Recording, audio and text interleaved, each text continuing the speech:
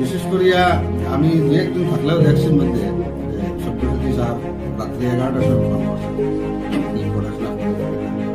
আপনি ঘুমাই গেছেন যে আপনি না শুরু দিতে আছেন শুরু কাছে দিন মানে কোনো যে তারও এরও এনি প্রবলেম হইলে স্যারের কাছে সঙ্গে সঙ্গে ডেইলি একটু ফ্রেন্ডলি আলাপ করতে পারে।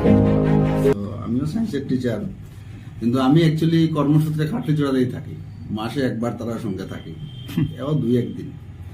তো বিশেষ করিয়া আমি দুই একদিন থাকলেও দেখছি মধ্যে যে সব্যসাচী স্যার রাত্রি 11টার সময় ফোন করছেন কি পড়াশোনা করে কি না।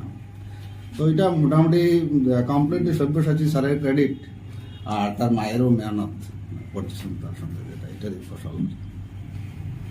বিশেষ করি তো স্যারের স্যারের কারণ মানে তার বাবা তো কেন থাকুন না মানে প্রত্যেক দিন প্রায় দিনই রাত্রের বেলা 11টা 12টা আমার জিজ্ঞাসা আপনি ঘুমাই গেছেন আমি না সৌরজ্যোতি আসেনি সৌরজ্যোতির কাছে দিন